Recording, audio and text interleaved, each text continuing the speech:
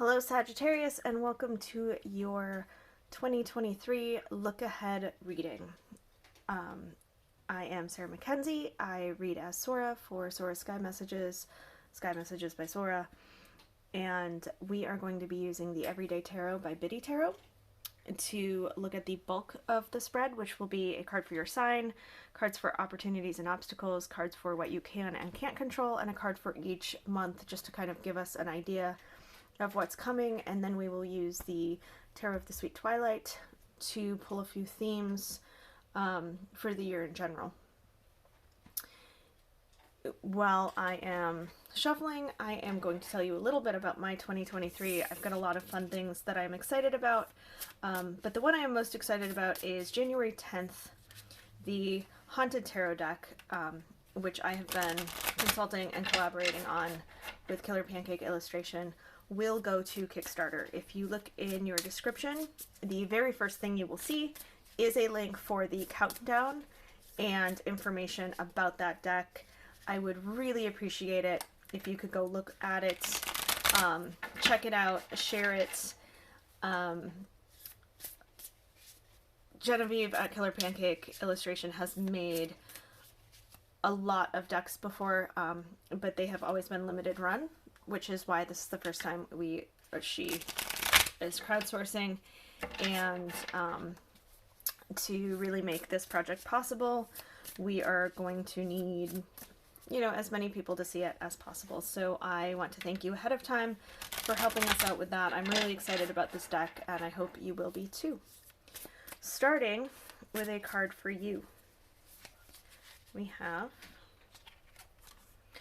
the Nine of Swords. You are, I think, the third sign to get this one as the card representing where you're at right now as we go into the next year. And I think it might have been all fire signs. I could be wrong, but I think it might have been all the fire signs that have had it.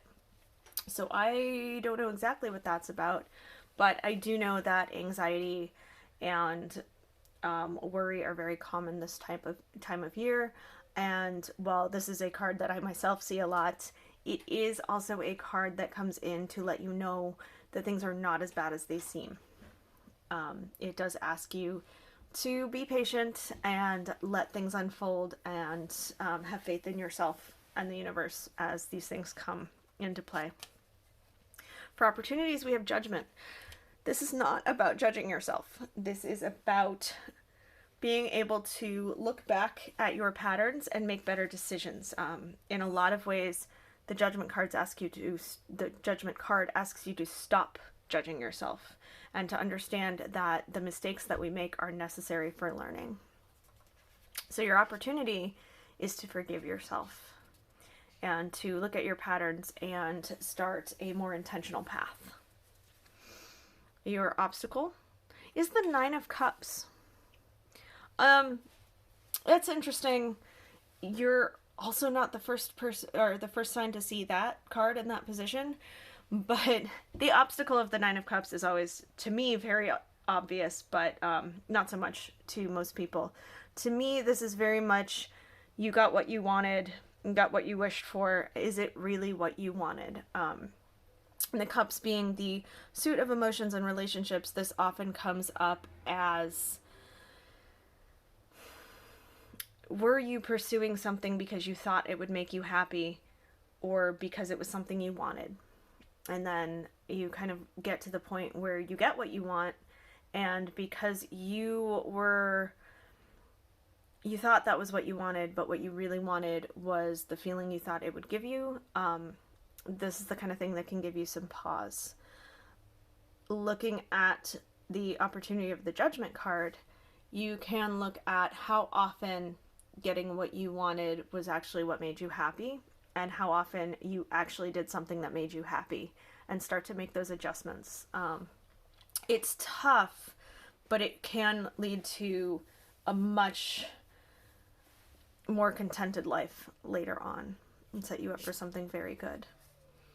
Looking at what you can control, we have the Page of Pentacles. To me, the pages are all about not settling. They are the youngest of their suits, And so while they often come across as like flaky, it really is more about going in the different directions until you find something that works for you. The pages are also messengers, but since we are specifically looking at what you can control, this is kind of what you do with your resources, how you spend your time and your energy, and kind of your time management, your energy management, what you do with what you have. You know, maybe you can't control how much you have, but you can definitely look at the best ways to use what you have. What you can't control, this is the Queen of Cups. She is a highly intuitive card. She is caring and nurturing.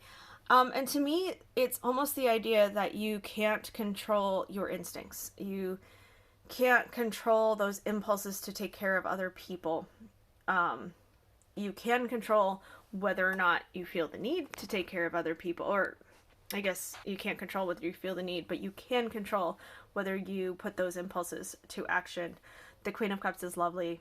She is kind, but she is always taking care of somebody else. And so that need to put other people first can very much backfire, especially when we're looking at it with that idea of the Nine of Cups and is this really what you want? Moving on to the cards for each month, we start with January. A card of shadow work.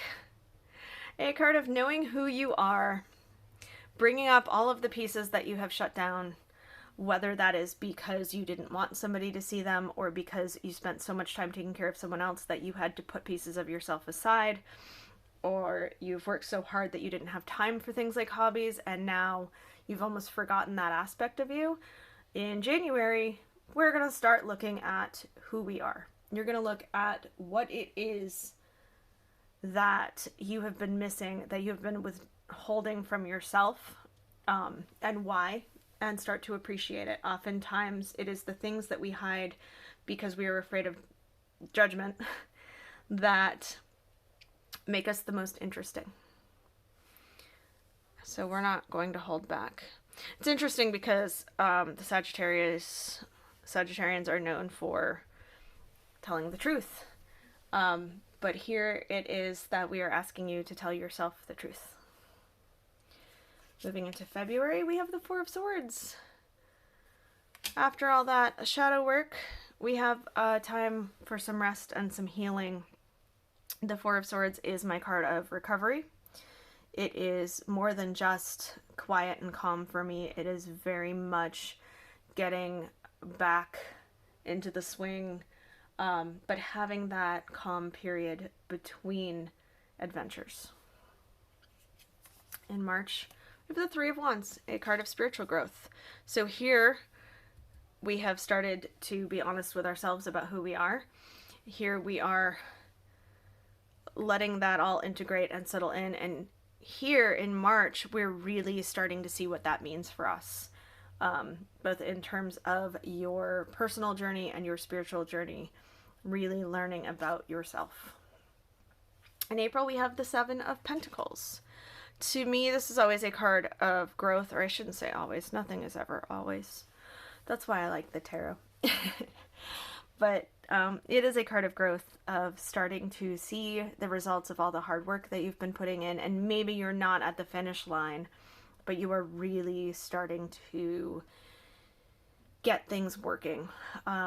And really starting to see those results. I love this with this progression because while it may be related to something else, it feels like that emotional, personal, spiritual journey,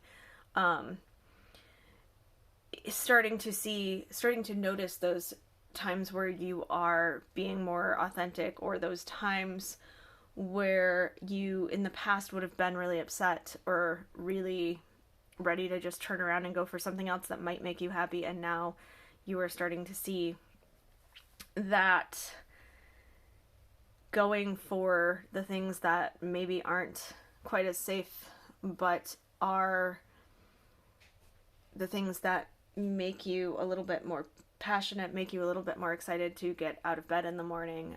Those are the things that you are starting to pursue. And being the Seven of Pentacles, it does say that your resources are opening up more. You're having more time and energy, even money, to do things for yourself and in alignment with who you are and what you want. Moving into May, we have the Three of Cups, celebration. That is the card of celebrating for the sake of celebrating. Celebrating life, celebrating friends and family, and just really, really letting yourself live your life and be excited about it. So often we get caught up in what we need, that we are living just to keep living instead of living because it's fun. June, we have the Ten of Wands, back to work. A lot of work. That is my hard work but worth it card. If you Google it, you'll see it called burden, and that is absolutely an aspect, but that burden is us collecting what we need to complete our vision. So this really is falling into that passion, that intensity. There is a reminder that it would be great if you took care of your whole self. The biggest risk with the Wands energy is that idea of burnout. It's great that you are so close to getting what you want, and hopefully we really see this in June, or we may see that we're getting there, we may see that you're there, but hopefully you don't burn yourself out, because being drained makes it very hard to keep going. And you have a great direction you're going in. July, we have the Fool. New beginnings, blank slates. Always love to see the Fool after a 10. Even a 10 where you've accomplished a great vision, because the Fool goes forward without baggage. It's a card of reinvention. It is a card of starting a new cycle. So you accomplish this vision, and now it's like, what can you do with it to get that same excitement now that you have done, now that you know that you can do so much more than you realized. August, we have the Queen of Swords. I think she's been in every reading. She has been showing up mostly to tell you to be careful of who your friends are, but also to let somebody in. She is very intuitive, again, being a queen, but she has the communication and the thought aspect that turns that into more of a direction. So she wants you to be able to let that intuitive aspect of yourself come through and then do something with it. September, we have the Eight of Cups. We are leaving something behind. The hard part with the Eight of Cups is that this is usually something we are very attached to. But you can see the Fool ready to start his new journey here. He's got to let go of the stuff that is holding him back. These are usually things that we are attached to that just don't fit in with that vision, in with that new life. That's what makes it so hard, is it's not hurting you really. It doesn't feel painful, but it is holding you back. October, we have the King of Swords. Now, he can sometimes be the guy that is all in his head, but to have him this close to the Queen, this feels more like solidifying a plan.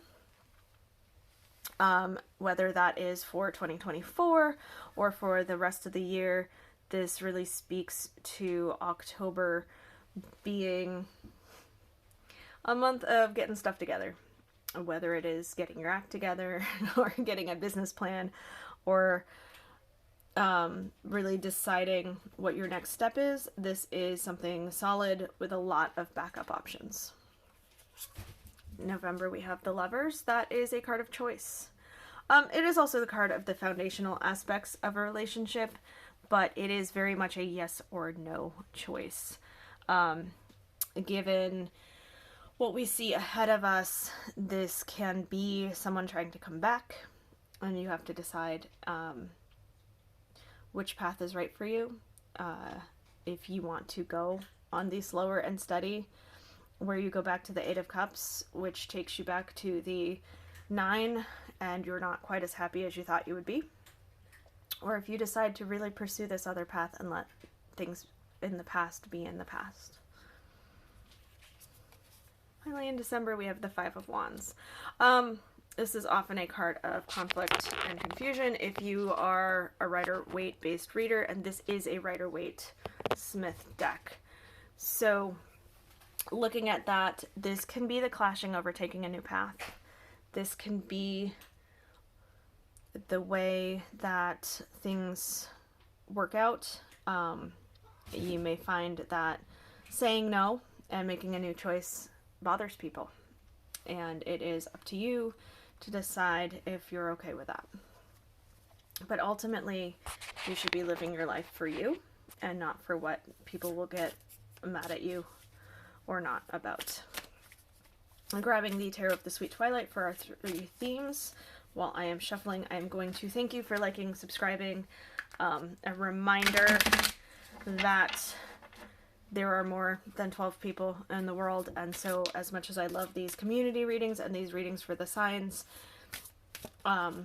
please just take what resonates and use it to make the best decisions for yourself possible.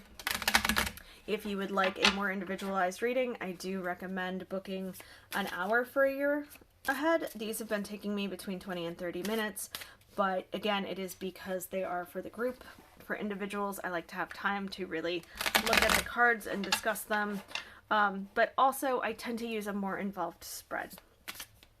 This is the best for what we are doing, but the best for each person can be different. If you prefer a half-hour reading, then I strongly suggest doing a month ahead, or 3 months, or even 6 months, but we can absolutely make it work, but I think you would be happier with an hour. And you can do that on my website. If you don't see something that works for you, feel free to email me. So for themes, we have the Emperor. That is a card of stepping into our power.